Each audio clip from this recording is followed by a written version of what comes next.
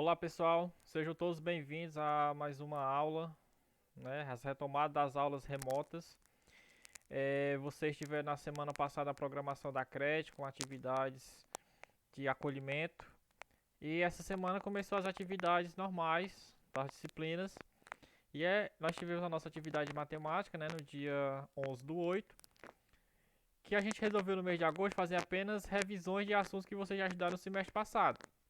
Nós fizemos revisão de operações com racionais, porcentagem, juros simples, que foram os assuntos que a gente escolheu para trabalhar nesse mês de agosto. Os próximos assuntos a gente vai trabalhar apenas a partir de setembro, de acordo com as orientações e diretrizes da CRED e da SEDUC, tá certo? Então, nessa videoaula, nós vamos fazer a correção da primeira atividade de matemática que vocês fizeram do segundo ano, no dia 11/8, certo? Atividade da semana do dia 11. E, como já falei, os assuntos que a gente trabalhou foram operações com racionais, porcentagem e juros simples, tá bom? Primeira questão. Uma loja vendia uma TV por R$ 2.000. No dia das mães, a loja anunciou uma promoção oferecendo 20% de desconto em todos os produtos do estoque. Qual o preço final da TV depois do desconto? Primeira coisa, aqui nós temos uma questão de porcentagem, como vocês podem ver pelo enunciado. E ele falou em desconto. Toda vida que fala em desconto, nós vamos ter o quê? O valor do produto vai diminuir. Desconto vem diminuir, tá certo? Mas para me diminuir, eu tenho que saber qual o valor desse desconto em reais. Eu sei o valor desse desconto em porcentagem. Em reais vai corresponder a quanto esses 20%? Eu tenho que saber isso de acordo com o valor original do produto. Então a primeira coisa aqui que eu vou calcular esse desconto, vou calcular em reais quanto é que vale esse desconto. Então eu vou calcular o que? 20% de 2.000. Aqui ó, 20% de 2.000. Lembrando que na porcentagem, toda porcentagem é uma fração com o denominador 100. Então esse 20% vai ser transformado em fração, vai ser 20 sobre 100. 20 sobre 100 vezes o valor do produto, que é 2.000, o valor da TV, né? Então fica 20 sobre 100 vezes 2.000. Eu poderia cortar os zeros, né, do 100 com os zeros 2.000, mas aqui para deixar mais bem explicado, né, mais detalhado, eu vou fazer a multiplicação direta. 20 vezes 2.000, que dá 20.000. 20.000 dividido por 100. Ou cortando os dois zeros, né, ficaria 200 dividido por 1, que dá igual a R$ 200. Esse R$ 200 é o valor do desconto. Agora, para mim descobrir o valor do produto, o valor da TV, eu vou ter que subtrair o preço inicial do produto, né? Para me saber o preço final desse produto, eu vou pegar o preço original menos o desconto que eu tenho, que eu obtive, que foi R$ 200. E aí eu vou ter o valor dessa TV depois do desconto. Então, 2.000 menos 200, né, o preço da TV originalmente menos o desconto, vai dar igual a quê? A R$ 1.800. Então, o preço dessa TV depois do desconto vai ser esse, de R$ 1.800. Certo? Tá entendido? Então, essa é a resolução da primeira questão. Passaremos agora para a segunda. Aqui nós temos uma questão de juros simples, tá certo? Calcule o juro que renderá um capital de R$ 15.000 aplicado a uma taxa de juros simples de 12% ao ano durante 6 meses.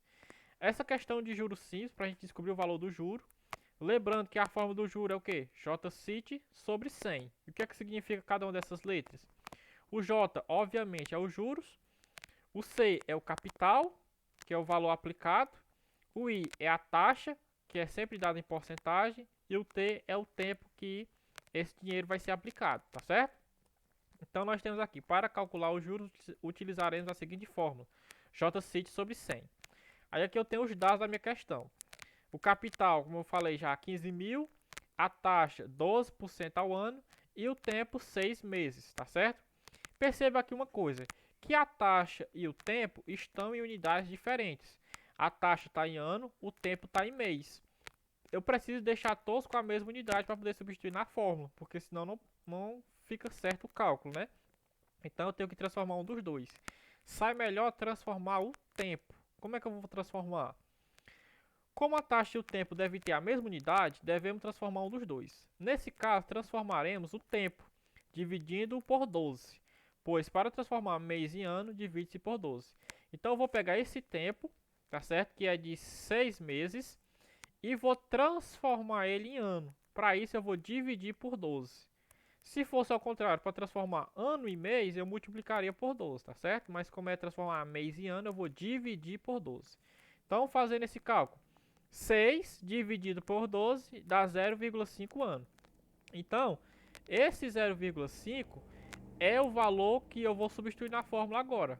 Eu vou esquecer o 6 e vou substituir por 0,5, tá bom?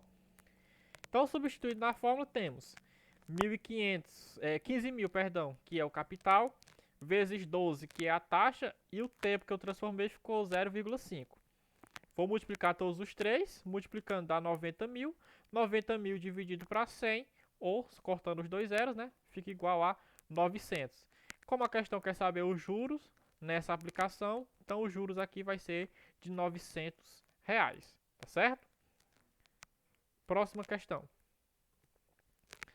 Outra questão de juros simples. Um capital de 7.500 foi aplicado em um investimento que rende juros simples de 5% ao mês. Qual será o saldo dessa aplicação? Quando a gente estudou em sala de aula os juros, né, além da fórmula dos juros, foi apresentada outra forma para vocês, que é o montante, que é o valor final de uma aplicação. Esse valor final, que é chamado montante, é a soma do capital mais os juros. Nessa questão, quando ele fala qual será o saldo dessa aplicação, ele quer saber exatamente qual é o valor final dessa aplicação, tá bom? Nesse caso, eu vou calcular o montante. Para isso, eu tenho que primeiro calcular o valor dos juros, tá certo? Vou primeiro calcular o valor do juro, utilizando a fórmula que foi apresentada anteriormente para vocês. Então, vamos calcular o montante, mas primeiro calcularemos os juros. Aqui os dados: capital 7.500, taxa 5% ao mês e o tempo 6 meses. Como nesse caso a taxa e o tempo já estão na mesma unidade, não precisa transformar, só aplica a fórmula. Substituído na fórmula, temos aqui a fórmula, né, JCID sobre 100. Substituindo o C, o I e o T, nós temos 7.500 vezes 5 vezes 6. Novamente, aqui eu multipliquei os três valores, mas se eu quiser cortar os zeros, eu posso também, tá bom? Então, multiplicando 7.500 vezes 5 vezes 6 dá 225.500 sobre 100. Dividindo ou cortando os dois zeros, eu vou ter como resultado 2.250, tá bom? E descobrir o valor dos juros. Esse 2.250 é o valor dos juros. Agora vamos calcular o montante. Lembrando que o montante é o capital mais os juros. Quem é o capital? 7.500. Quem é os juros? Acabamos de descobrir, 2.250. Então eu vou ter aqui o seguinte: 7.500 mais 2.250, que vai dar como resultado 9.750. Esse vai ser o valor do montante. Então, o saldo na aplicação será de R$ 9.750, ok? Vamos para a próxima questão. Quarta questão. João Carlos é operário e seu salário é de apenas R$ 520 por mês. Gasta 1/4 com aluguel e 2/15 com a alimentação da família. Esse mês, ele teve uma despesa extra. 3/8 do seu salário foram gastos com remédios. Sobrou dinheiro? Ele tinha R$ 520. Com esses gastos que ele teve, será que sobrou algum dinheiro? Vamos ver. Para isso, né, nessa questão aqui que envolve frações, né, envolve números racionais, nessa questão aqui eu tenho que saber, cada fração dessa corresponde a quantos reais do dinheiro que ele tinha. Então eu vou ter que calcular cada uma dessas frações, tá certo? Então temos que calcular cada fração do valor inicial. Primeiramente, vou calcular 1/4 de 520. Como é que calcula? É 1/4 vezes 520. Então, fazendo aqui o cálculo, 1 vezes 520 é 520, dividido para 4, 520 dividido para 4, dá um valor de R$ 130. Então, com aluguel, ele gasta R$ 130, que é a primeira fração. Vamos ver agora com a alimentação, que é 2/5. Então, vou calcular 2/5 de 520, que é 2/5 vezes 520. Aí eu multiplico 2 vezes 520 dividido para 5. 2 vezes 520, 1.040. 1.040 dividido para 5 dá igual a 208. Então aqui eu tenho R$ 208 gastos com alimentação. E ele teve uma despesa extra que foi com remédios, que é 3/8. Então 3/8 de 520 vai ser 3/8 vezes 520. 3 vezes 520 dá igual a 1.560. 1.560 dividido para 8 dá igual a R$ 195 gastos com remédio. Então esses foram os gastos que ele teve durante o mês. Somando todos esses gastos, será que vai sobrar algum dinheiro? Então vamos ver aqui. Agora soma todos os valores encontrados, né? 130 mais 208 mais 195, que eu vou ter como resultado R$ 533. Então, sobrou dinheiro? Não sobrou dinheiro, né? Percebe-se então que não sobrou dinheiro. Ele gastou mais do que tinha. Gastou R$ 13 a mais. Porque se eu pegar aqui 533 menos 520 dá 13. Como ele tinha R$ 520 e ele gastou 533, então ele gastou R$ 13 a mais. Então a resposta para essa questão é que não sobrou dinheiro. Certo? Vamos aqui para a quinta questão. Quinta e última questão. Certo número de caixas foi colocado em uma balança. Todas as caixas têm o mesmo peso, 1,5 kg. Se a balança marcou 24 kg, quantas caixas foram colocadas na balança? Então, é uma questão que envolve número decimal, né? E aqui o que é que eu vou ter que fazer? Como eu tenho que saber quantas caixas foram colocadas na balança? A balança marcou 24 kg.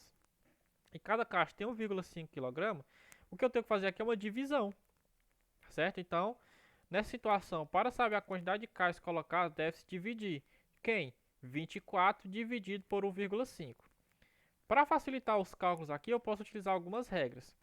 Como na parte de cima da fração, que é o numerador, não tenho vírgula, e na parte de baixo eu tenho uma casa decimal depois da vírgula, no denominador, eu posso tirar essa vírgula do denominador e acrescentar um zero em cima.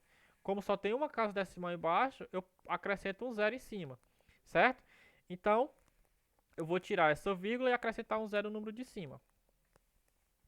Como o denominador tem uma casa decimal e o numerador não, para facilitar a divisão, tira-se a vírgula do denominador e acrescenta um zero no numerador, ficando da seguinte maneira. Então, se eu acrescentar um zero em cima, fica 240, e se eu tirar a vírgula embaixo, fica 15. E aí agora eu posso fazer essa divisão que vai dar o mesmo resultado. Então, dividindo agora, 240 por 15, eu vou ter como resultado 16. Então, foram colocados nessa balança 16 caixas, certo? Então, essa é a resposta para a quinta questão, envolvendo aqui a operação com números decimais, né? No caso aqui uma divisão com números decimais.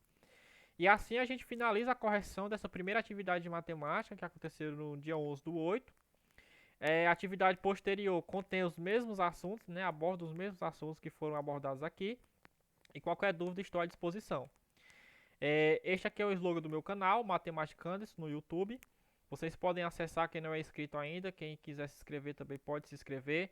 Fiquem à vontade, dê sugestões, dicas, que eu estou à disposição de vocês, tá certo? Então, muito obrigado pela atenção e até a próxima atividade.